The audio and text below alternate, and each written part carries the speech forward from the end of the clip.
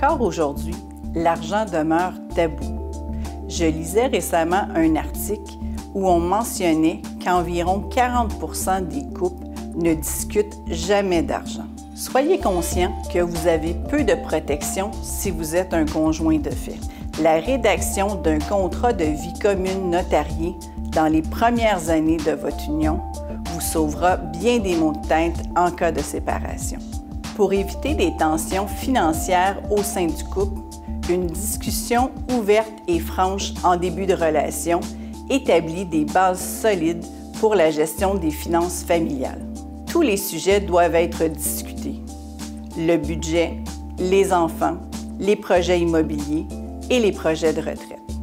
La formule la plus utilisée en finances familiales est la répartition des dépenses moitié-moitié entre les conjoints.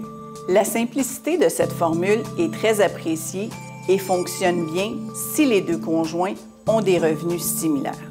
Répartir en parts égales ne veut pas dire être équitable. Si les conjoints ont des revenus très différents, un sentiment d'injustice peut s'installer. Prenons l'exemple de Pierre, qui a un revenu net de 50 000 et de sa conjointe Marie, qui a un revenu net de 100 000. Les dépenses du couple sont de 40 000. Si on y va avec la formule de répartition 50-50, Marie aura une épargne de 80 000 et Pierre aura une épargne de 30 000 $. En appliquant l'approche de prorata des revenus, la contribution de Marie aux dépenses serait de 66 %, soit son revenu net de 100 000 divisé par les revenus familiaux de 150 000. La part de Pierre serait de 34 %. Voyons maintenant l'impact sur l'épargne de notre exemple. Avec une contribution de 66 % sur les dépenses familiales de 40 000 $, Marie aura une épargne de 73 600 et Pierre aura une épargne de 36 400.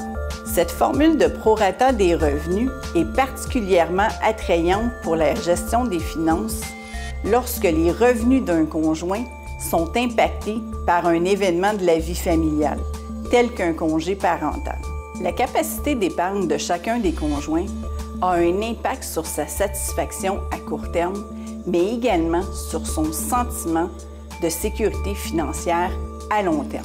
Dans notre exemple, Pierre peut être très à l'aise avec une épargne de 36 400 puisqu'il a un régime de retraite de son employeur, tandis que Marie doit consacrer une partie de son épargne pour cotiser à son REER pour assurer sa retraite.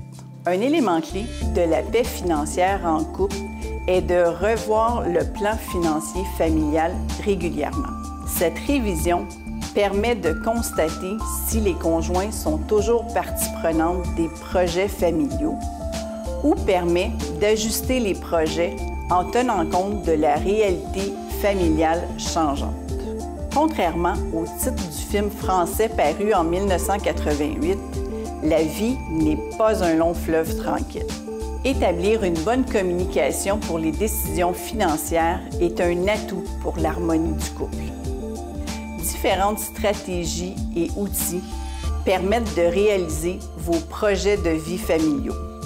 Il me fera plaisir de les explorer avec vous lors de notre rencontre.